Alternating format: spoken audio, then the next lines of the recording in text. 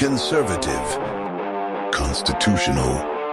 It's the Andrew Cooperrider Show, keeping you informed on what's going on right here in Kentucky.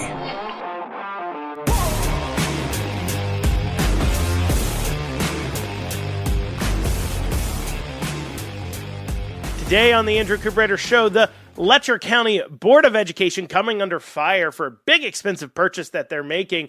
I'll go over just what that purchase is and how people actually found out about it. The Russell Coleman is making moves against Judge Julie Goodman in Lexington, who's coming under a lot of scrutiny because of some decisions she's recently made on some pretty high-profile cases where it almost would appear she's acting as a defense attorney rather than a judge. We'll take a look at some of those cases and just exactly what Russell Coleman's doing. He's also had a recent victory with the Title IX ruling here out of Kentucky, federal court. In that case, this is dealing more with state court things, but that's a federal court issue, so we'll be going over that as well. And then finally, LEO Weekly out of Louisville posts a pretty interesting op-ed that has really just takes the mask off. If you believe that these pride events, these LGBTQ events are not sexual, that they're appropriate for kids to attend, well, one quick read of this article tells you just how inappropriate it is. And just the fact that if we catch these far left activists in a moment of honesty, we'll suddenly realize that, well, everything we've been saying that they're doing, they are 100% doing. We'll go over that all today here on the Andrew Cooperrider Show. Before I dig down into it, please make sure you like, comment, subscribe. If you're listening on the podcast platform, as always, please leave a review. That's the best way you can help. I don't come on here. I don't ask you all for donations or anything else. I just ask that you please leave a review if you're listening on the podcast format. And then also I ask that you share it with others. Just doing those two things is more than enough payment if you can go ahead and do that. Without further ado, let's dig down into it.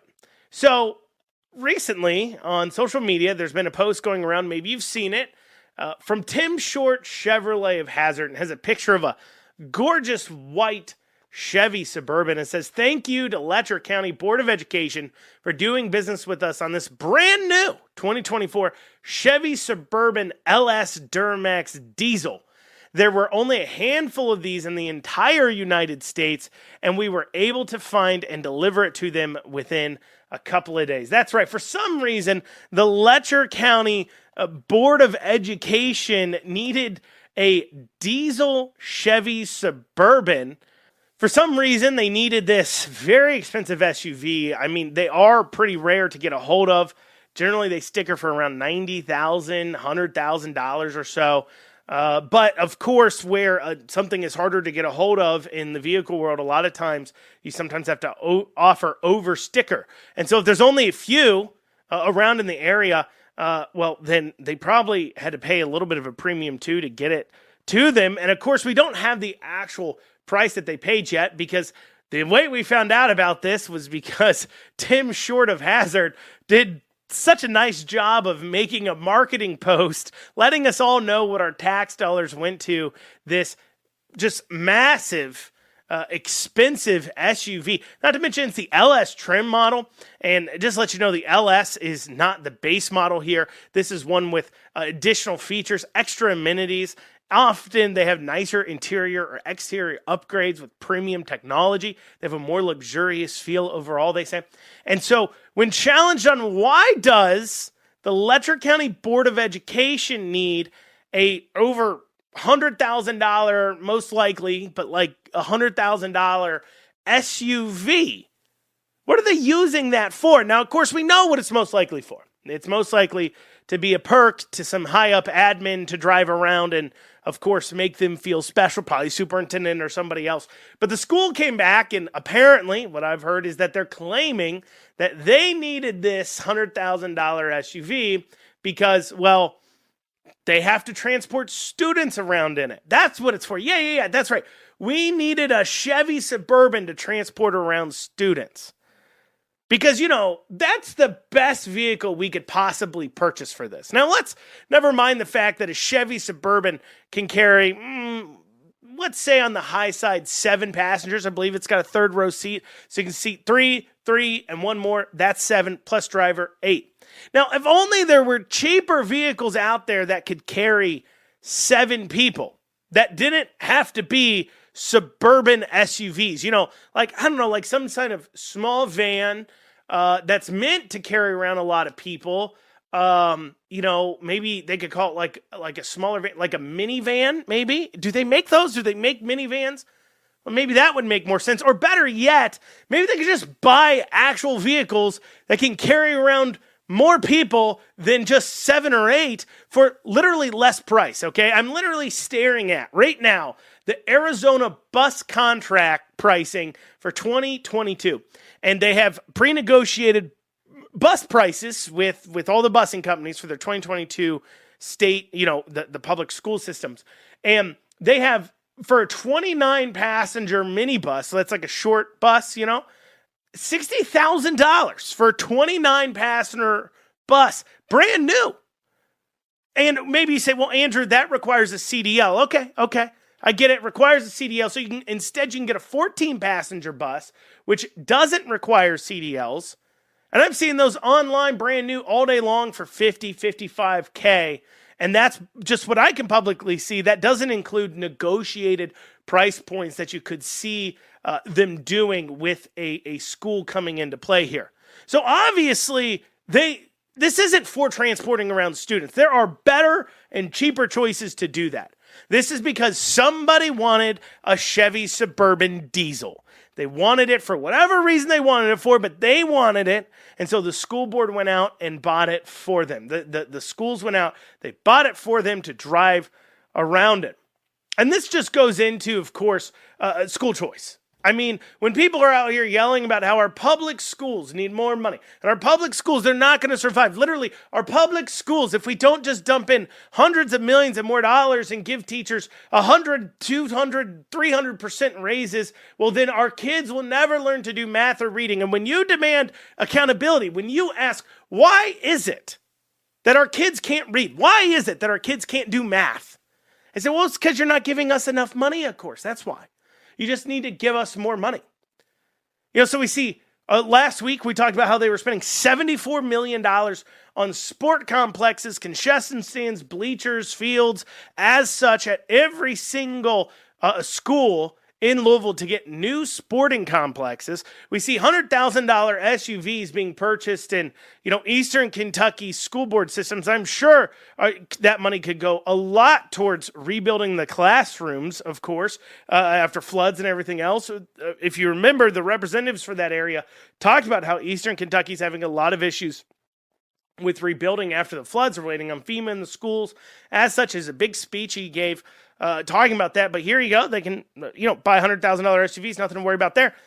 And then, so putting all that to the side, talking about the fact that clearly school choice, from now till November, every time you hear a story about schools dropping the ball, and literally there's a story every single day about it, I just want you to be thinking about, here's another reason why we need school choice. Here's another reason why.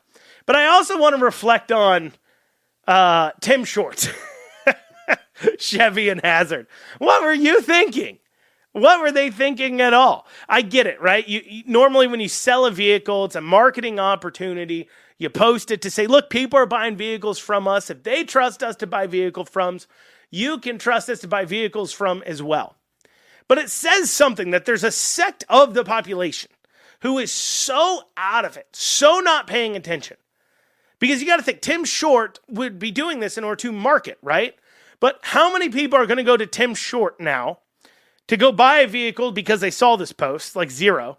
But I can tell you this much, the Letcher County Board of Education is going to think twice before doing business with Tim Short again, because the only reason why the public knows about it is because Tim Short couldn't stop themselves from posting about it. If I was like a marketing person at Tim Short, the minute I heard that Letcher County School Board was buying a $100,000 SUV, I probably would be like, let's not post about that if we want to keep their business. Well, coming up after this, Judge Goodman here in Lexington, Kentucky, coming under a lot of fire from Russell Coleman, Attorney General. We'll have that after this short break.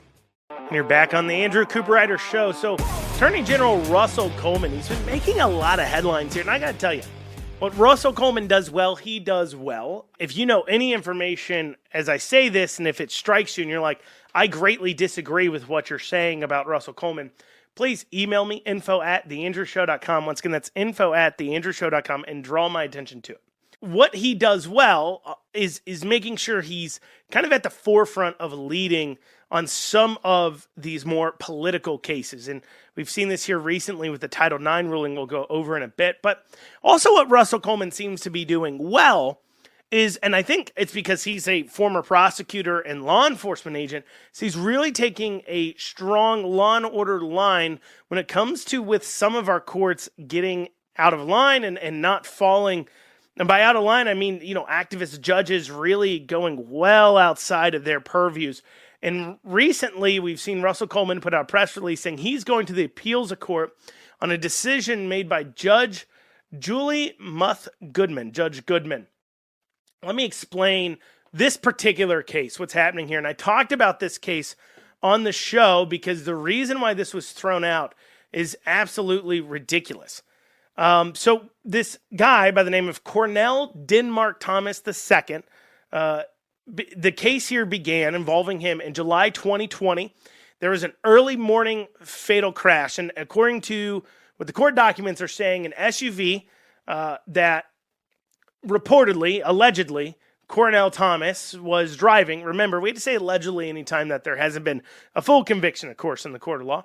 Allegedly was driving an SUV traveling at 96 miles per hour on Leestown Road.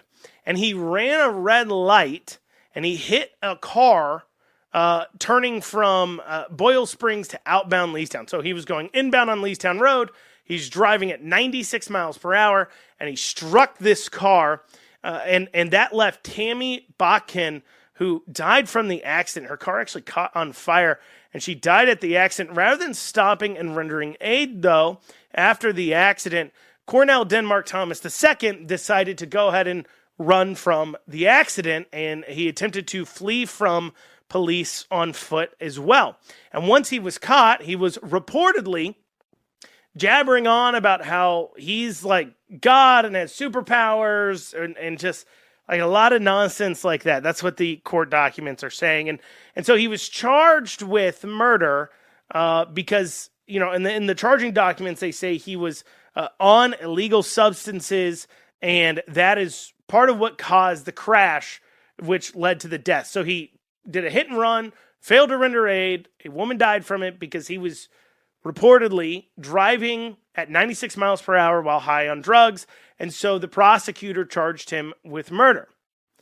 Well, the judge, Julie Goodman, came in and decided to basically, in my opinion, act as a defense attorney for Cornell Denmark Thomas II, and decided to throw out the indictment of murder for two reasons. First, she cites that, the court hasn't accurately proven, or not the court, sorry, the prosecutor, the Fayette Commonwealth attorney, Kimberly Baird, hasn't properly proven that he was on illegal substances at the time in order for him to be charged with this crime. However, that claim, this is my opinion now coming in, and this is the opinion of Russell Coleman as well, that claim that she's making there about Cornell, that that the prosecutors aren't proving he was on drugs at the time, well, that would be up for a jury to hear the evidence of. The judge is not the jury. The judge is simply there to make sure that the rules of the court are followed.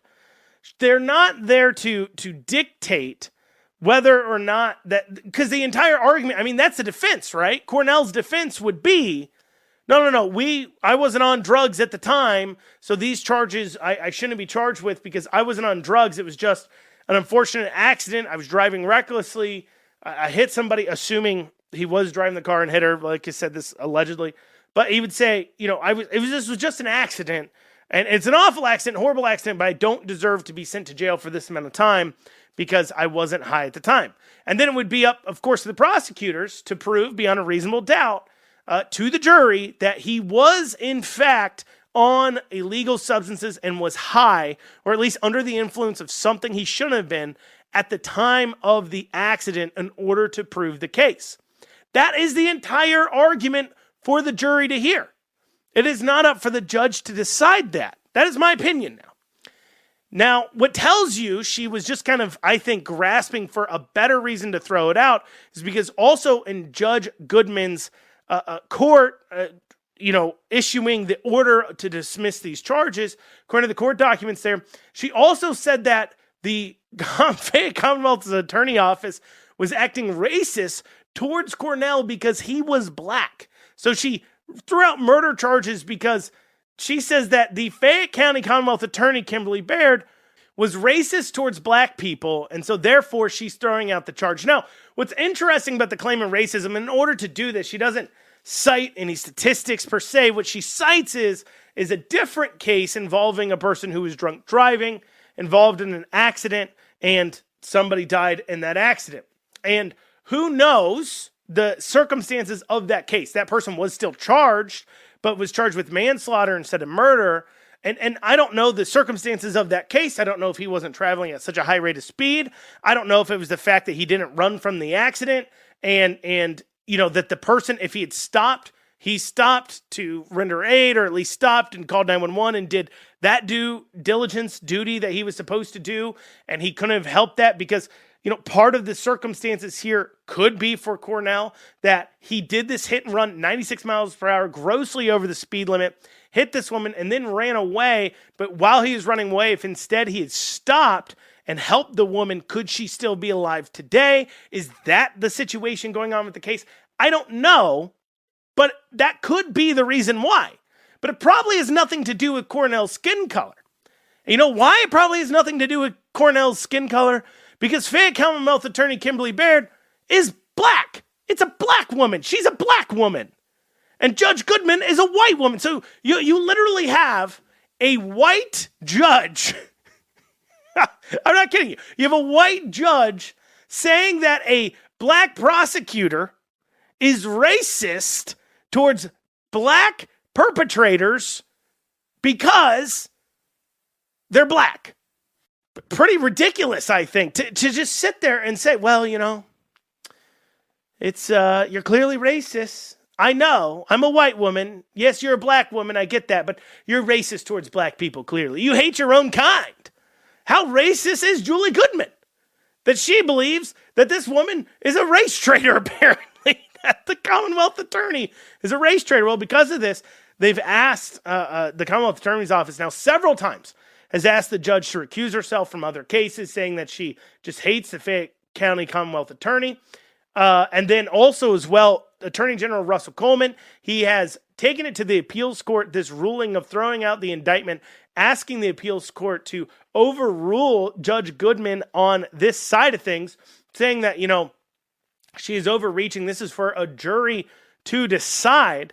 But this isn't the only case where she's done this.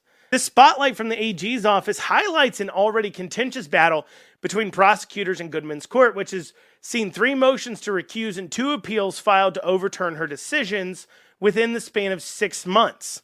Since December 2023, the Commonwealth's Attorney's Office has filed to have Goodman recuse herself from 2 additional murder cases, alleging the judge has a personal bias against the prosecutor's office and could not be impartial. Sorry, that was from the Herald Leader. I apologize.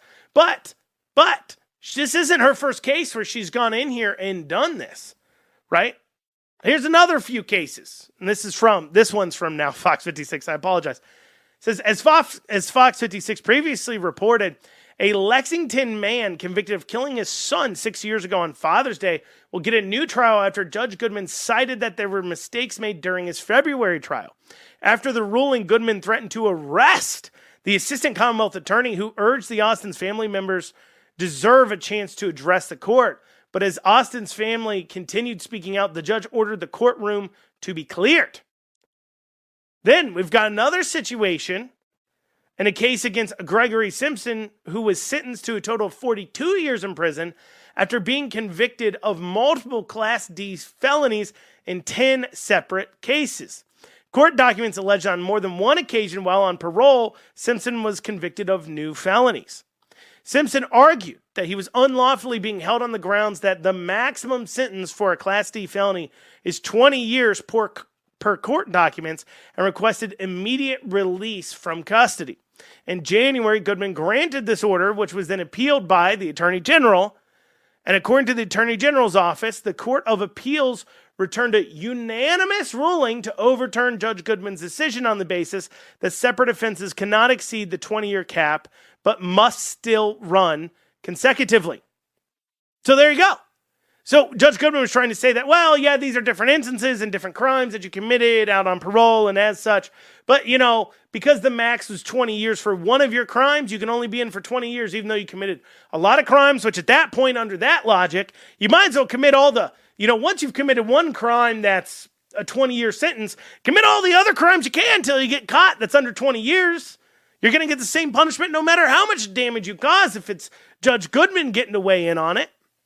So this just goes to show you how these activist judges can really just make a huge difference on the community, the victims, actually finding justice in the court of law if they decide to actively throw things out like this.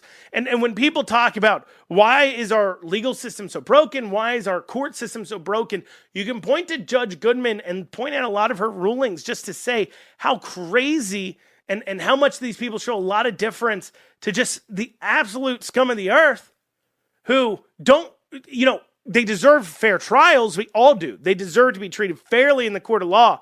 But the judge doesn't need to be a defense attorney for them in the process. But yet that appears to be what Judge Goodman is doing. But this isn't the only thing that Russell Coleman's doing that actually I think is pretty good. We have a Title IX ruling coming out of federal court here in Kentucky. We'll go over that after this short break. And you're back here on the Andrew Cooperrider Show. So recently here in Kentucky, we saw the federal court based here out of Kentucky taking a ruling on a Title IX rule that the Biden administration had made that got struck down with this court ruling. Now, obviously, appeals happen and works its way up. But just kind of frame in here, what is Title IX? What does it actually say? Well, it says no person in the United States shall, on the basis of sex, be excluded from participation in, be denied the benefits of, or be subjected to discrimination under any education program or activity receiving federal financial assistance. So basically, Title IX kind of set up a lot of things like the female sports, for example, because that was considered a part of participating in the programs for education or an activity being held by an education group that's receiving funds from the federal government. So it created the entire realm of women's sports at colleges, protects them. It says that if you have a boys team doing something, you have to offer an opportunity for women to also have their own team to participate in that sport. Now, what the Biden administration did was they went ahead and applied those protections to LGBTQ students, right? Reading now here from PBS News. That's right, PBS News. The judge in this case, Judge Reeves, referred to the regulation as arbitrary in the truest sense of the word in granting preliminary injunction blocking it in Kentucky, Indiana, Ohio, Tennessee, Virginia, and West Virginia. His ruling comes days after a federal judge temporarily blocked the new rule from taking effect in Idaho, Louisiana, Mississippi, and Montana. The ruling Monday in Kentucky was applauded by the state's GOP Attorney General Russell Coleman, who said the question would undermine equal opportunities for women. So what Joe Biden did, without any law being passed, was he expanded Title IX civil rights protections to basically say the transgender men or women could not be stopped from participating in, if you receive federal funds, if you at all received any kind of grants or any kind of funding, you couldn't stop a transgender student from participating in a woman's sport. And that expansion by Biden would absolutely decimate the entire women's sports as far as it goes in colleges and universities. And it's really interesting that Joe Biden would decide to go ahead and do that. Yesterday, I talked about how Beshear's having to move farther to the left as he's trying to make a run for that federal spots. He's trying to become more attractive to the base Democrat voter. And Biden, meanwhile, he's trying to get his base Democrat voters out. And so he's doing, because he's losing favor even with them. So he's basically trying to give them everything they would want from somebody in the presidential role, even if it hurts him with the overall electorate. And this is where Biden's really in a pretty tough position for re-election. This is why no matter what he does, he can't pull himself out of this tailspin he's in, because he's got to get his base out, but his base likes some really, really, really unlikable things by the general population. In fact, in recent Gallup polls, we see as high as 70 to 80% of the electorate in America believes that a person should be competing only with their biological sports, that basically transgender women, so men who say that they're women, shouldn't be allowed to compete in women's sports. But despite the fact that such a large percentage feels so strongly about it, Biden, being backed in the corner, went ahead and decided to go ahead and throw this ruling out there to basically force colleges and universities to accept that if a dude wakes up one day and says, I'm a woman, he's now a woman. Now, Danny Reeves didn't hold back in his, what he said about this case. His ruling here is pretty cutting. This is from the Kentucky Lantern. Reeves wrote in his opinion that the Department of Education seeks to derail deeply rooted law created by the implementation of Title IX. At the bottom, the department would turn Title IX on its head by redefining sex to include gender identity. But sex and gender identity do not mean the same thing. The department's interpretation conflicts with the plain language of Title IX and therefore exceeds its authority to promulgate regulations under that statute. So basically, Reeves wrote in his opinion that gender and sex are two different, completely different things. Which is true. I mean, this is what everybody's been telling us, right? Because when we're like, well, you can't change you're biologically male or you're biologically female, they say, well, that's your sex. But we're talking about our gender identity. But Title IX is not talking about gender. It's talking about sexes. Reading now from the ruling itself, he starts off, this is at the very beginning of the opinion by Reeves. There are two sexes, male and female. More than 50 years ago, Congress recognized that girls and women were not receiving educational opportunities that were equal to those afforded to their male counterparts. It is attempted to remedy this historical inequity through the passage of the Education Amendments Act of 1972, commonly known as Title IX. And for more than 50 years, educational institutions across the country risk losing federal funding if they fail to comply with the dictates of the statute. This case concerns an attempt by the executive branch to dramatically alter the purpose and meaning of Title IX through rulemaking. But 6 states and associated with Christian educators and one 15-year-old girl object. As they correctly argue, the new rule contravenes the plain text of Title IX by redefining sex to include gender identity, violates government employees' First Amendment rights, and is the result of arbitrary and capricious rulemaking.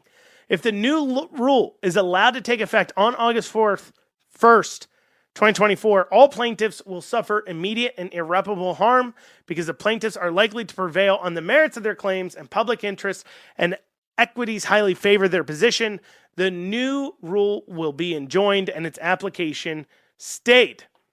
The truth is that the two sexes are not fungible. A community made up exclusively of one is different from a community composed of both. And he goes on to cite some case law around that, and he goes pretty deep in cutting. But he makes it pretty clear that you cannot conflate the two. You cannot conflate male and female sexes with a gender expression or what a person believes them to do so. And so for that reason, Coleman here has done a pretty good job on a lot of fronts. As I talked about in the last segment, he's done a good job, or I've seen him take a lot of cases where judges are becoming activist judges and getting involved in order to push that over the goal line, bring more attention to it, bring more attention to judges that probably need to be not voted for next time, Judge Goodman. But so he's doing a good job there, and that's pretty clear because he's got a different background than Cameron did. He has the background of being a prosecutor himself, being a federal prosecutor over the entire Western Kentucky district there for federal prosecution. And then also he was a former FBI agent. And so having those opportunities to be involved in that way before being attorney general gives him a little bit different look when it comes to the prosecutorial side of things. While at the same time, he's a very political creature. Remember, he comes out of the McConnell office side of things. So when he sees an opportunity for a political headline that will make him look good, he goes after it. He goes after it hard, and he does a pretty good job with it. But I want you to keep that in mind about what people's backgrounds are and how that affects how they are as attorney general. Because there's one thing that I think our attorney general needs to do a lot more of, and that would be protecting the people from their government, from their state government. That is supposed to be the attorney general's function. The common person, when the common person is being mistreated, unconstitutional laws by the state or unconstitutional actions by the state, they have to go into their own pockets to pay for their own defense against them. But the attorney general is supposed to even that playing field out. It's supposed to be, so what? You can't afford to civilly sue the state. We are stepping in this situation to help the people out. And I haven't seen Russell Coleman doing a whole lot of that. We'd like to see a lot more challenging of really taking a hard look at what the government is doing, especially when you got a Democrat governor, and saying, is that constitutional? Is that not? Do we need to intercede? Do we need to get involved? Coming up after this, LEO Weekly wrote an interesting op-ed, or we'll have that after this short break. And you're back in this final segment of the Andrew Cooperrider Show. So LEO Weekly is a pretty far left publication. It's always been a far left publication, that's known. And so when I saw an article published by them, I think it came up in my news feed or something else, that was titled, it was an opinion piece titled, "Did Kentuckiana Pride Fest True Purpose Get Lost in the Hype?" And the article talks about a number of things, but mainly its purpose is to point out, they say, and kind of give you this in the subtitle, the concerts are fine, but not if they exclude members who need the festival. So basically, the article will go on to argue that we're denying people, not we, but the LGBTQ community, by creating a festival with headlining artists and concerts that cost tickets and everything else, that they are excluding now people who maybe really, really need these pride festivals. Now, I've been posting some things that they've come up on this LGBTQ pride stuff. When we see businesses kind of acting wonky, governments acting wrong around it, and just kind of pointing out some of that because, it's our First Amendment right to express our opinion. They're taking a whole month to express their opinions. Least we could do is express our opinions back that, we don't hate you because you're gay or something else, but, we disagree with either A, the lifestyle. If you're Christian, you may disagree with the lifestyle, or B, you disagree with the amount that they're exposing to children. And it's just a fact that these LGBTQ pride events are very sexual and they are not family friendly. But this article will go on. I mean, for an example, this now quoting from the article, "We love seeing Louisville Youth Group and Fairness with their rainbow balloon wings. We feel safe to accept free mom hugs from strangers who are allies marching alongside the floats." Talking about her 12-year-old son, because she's gay, takes her wife, and they take their 12-year-old son to the Pride Parade, and they cheer for all the fun floats. And they take the free mom hug. This is the thing. It's so strange that this is like just something they do where they're like, "Oh, I'll be your mom," which of course the entire purpose behind things like free mom hugs is the idea that if your family won't accept you, meaning your family won't sit there and just say whatever you want to do is okay, not that I don't love you, not that you can't stay here, not that you can't do any of that, just saying, look, that's not our thing. We don't agree with this lifestyle, especially trans kids. I mean, you could see parents being like, look, what would acceptance to a trans kid look like from their parents agreeing to allow a child who's very, very confused to chop off their healthy body parts, make lifelong decisions that make them, obviously leave them infertile, but also make permanent hormonal and physical damage to their body that they very likely will come to regret, as many, many people do who get those types of surgeries and actions as kids, end up regretting ever altering their bodies in those ways. But that to them is what looks like acceptance. So you won't let your kid chop off healthy body parts, and now these strangers are walking around saying, we'll be your mom. And the article is all about how with the Pride Festival, and of course, this is funny too. So remember, she has a 12-year-old son. Quoting from the article, I was sad I wasn't able to experience my Pride Festival like I have in the past. Even sadder that these young queers and my gay son had no opportunity to connect with others within the festival. Because, of course, she's pointing out the fact that this was a ticketed event. They ran out of tickets. And so young queers and her 12-year-old gay son, just so happened he's gay, right? Her 12-year-old gay son had no opportunity to get into the festival. And she relents that. She goes, why? I need my kids. These kids need in here. It's important for them. The author talking about how important it is, that literally it is a crime against the gays. It's a crime against LGBTQ. That you wouldn't just sell or have it somewhere where millions of people could show up and it was ticketed because they need to be there. It's important that these young gay kids be there. I want you to keep in mind that is her viewpoint. Because I'm going to read the first paragraph now of this article. My first gay pride parade was viewed through a greasy window of a Burger King in Toronto, 1991. My family stumbled upon it as we were visiting our family in Canada. The spectacle was something that my 12-year-old brain did not think was possible. Colorful balloons, confetti, glitter, an occasional topless person here or there, and so much sparkle. It was amazing. She starts off this article, which is all about how all the little queers, as she calls them, weren't able to attend the Pride Festival. It's a travesty. And she cites the fact that when she was 12 years old, going to a Pride Festival, it was really, really important to her, and describes her experience in 1991. And her experience involves something that you would think would be illegal. Her experience, by her own admittance, at 12 years old, has people, adults, exposing themselves to children. And her response is not disgust. Her response is not, guys, this is not what this is about. Because we are told so often that this LGBTQ pride stuff is not about sex. Because a lot of points that people like me and probably you and your head make is that's really weird. And it's a problem of society that we have an entire month devoted to people having pride, sexual acts they engage in the bedroom. I'm not saying I want my law to get involved and lock you up because you do whatever it is you do in the bedroom. I don't want that at all. But it's weird that we would celebrate this debauchery so openly. I don't care if it's because of gay or straight celebrations or Irish celebrations or black celebrations or Antarctic pride celebrations. It doesn't matter what the celebration is for. What I don't want to see and what everybody should be against is children seeing naked adults celebrating what they do in the bedroom. This isn't about rights or about laws. It's not about being accepted. There's no other group.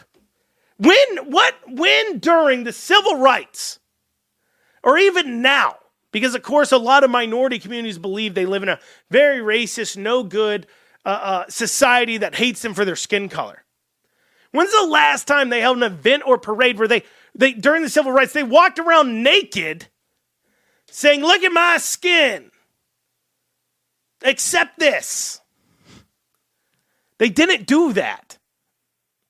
Because that's not how you win. But instead, these people have decided to show just the absolute horrible things, like naked people to 12-year-olds.